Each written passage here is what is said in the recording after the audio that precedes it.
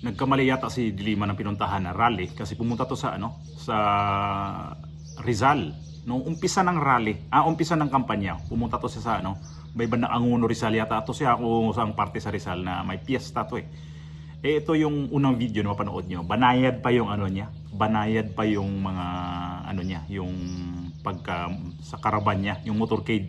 Okay, may mga kaway-kaway pa siya tapos nakapila yung mga tao tapos sinisigawan siya ng dilima, dilima.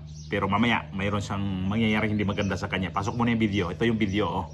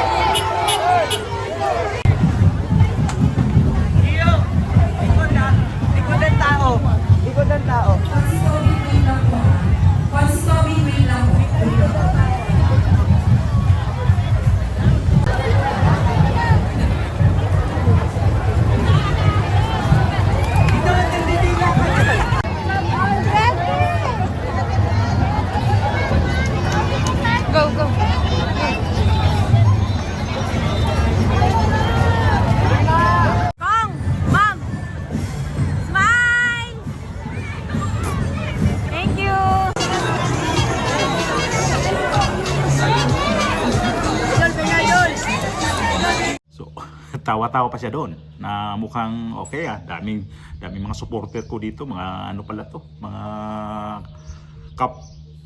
ko dito, mga tauhan ko to dito kasi kaway-kaway, may mga motor ko namimigay pa ng candy, may nahingi ng candy.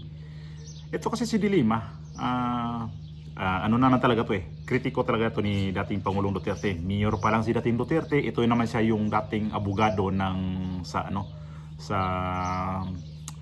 may tawag itong pagkaabogada niya dati. Nag-imbestiga nga to doon sa Davao City. Kaya to siya nakuha rin ng Secretary of Justice ni Pinoy dahil doon sa kanyang mga track record, dahil doon sa mga pinagagawa niyang pag-imbestiga kay Tatay Digong. Hanggat nagiging presidente si Tatay Digong, doon pa rin siya pa rin ang siya pa rin ang kontrabida ni Tatay Digong. Hanggat na bumaba na lang si Tatay Digong pagka-presidente, siya pa din ang kontrabida sa buhay ni Tatay Digong. Nakulong nga to siya nung panahon ni Tatay Digong, pero hindi nadala at patuloy pa rin. Lalo siyang nagiging tigrin, nagiging masama ugali niya nito. At ito yung pangalawang video na dito siya, gulantang siya dito. Ayan.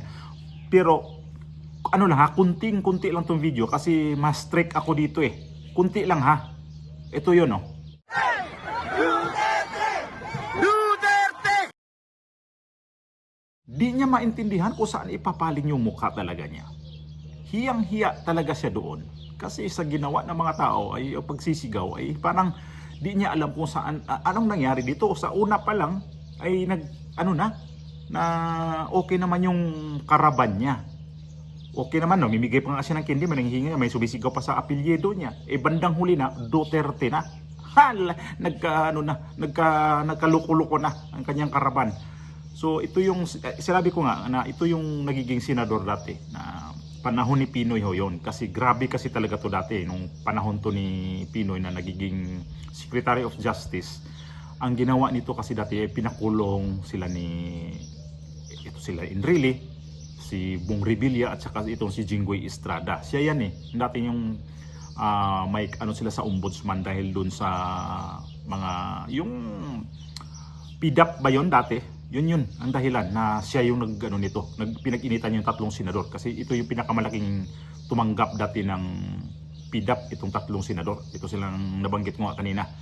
So pinakulong niya yon at itong unang nakalabas itong si Enrile, sumunod si Jinggoy, at itong pinakahuli lang ito si Bong Revilla nung panahon na to ni dating Pangulong Duterte na nakaano to siya na pinalabas, nakalaya doon sa ano kung saan din siya nakulong. Si Dilima doon din to nakulong noong panahon na ano siya ay na hatulan din na sa bagay muti nga to si di rin sila umabot ng ano ng Muntinlupa. Ang dito hanggang ano to sila sa PNP Custodia sa Camp Crame. Hanggang doon lang to sila. Kaya ito si Dilima nung paglabas sa kulungan na ang dami niyang may mga kaso siyang ano hinaharap, kaya lang nung pag-upo ni Bongbong Marcos unti-unti yun na isa-isa yun na absuelto. Hindi siya nagiging guilty. So vindicated daw yun kasi wala daw talaga siyang kasalanan. Sa dami ng mga witness na nag-ano sa kanya, wala siyang kasalanan nun. Pagka-imposible ang batas kasi talaga sa atin, ako naman balubal ko talaga. Ay ito nga si dating Pangulong Duterte ayan na, andito na sa ano nga dahil baluktot itong mga karamihan pa naman na mga abogado na sa gobyerno, pero ang mga utak mga baluktot. Yan ang mga hirap kasi itong mga nasa gobyerno. Mayroon pala silang mga abogado nga, kaya sila rin nagsabi na ang batas sa Pilipinas, ang ICC na hindi pwede makipag-coordinate ang Pilipinas kasi itong ICC hindi na sakop ang Pilipinas, hindi na saklaw ang Pilipinas. Kaya walang karapatan ang ICC na mahimasok sa Pilipinas.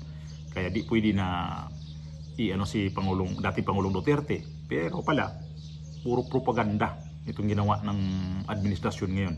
At ito sila ni Dilima eh. Ito siya ang pasimuno talaga lahat nito, si Trillanes. Yan sila si Conte. Yan mga yan. Ito talaga si Dilima at si Trillanes. Yan talagang mga kritiko talaga yan ni dating Pangulong Duterte. Kaya umabot naman ngayon si Pangulong Duterte ang nakulong dito sa ICC. Pero nakulong man siya, hindi man para sa akin, proud pa rin ako na ganun ang nangyari sa kanya dahil ang ginawa sa kanya ay hindi makatarungan.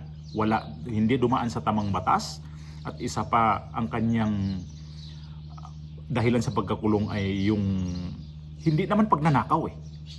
Itong mga to, si Dilima, iba yun. Kasi iba yung kaso nito. Imagine, kontrolado niya dati ang Bilibid.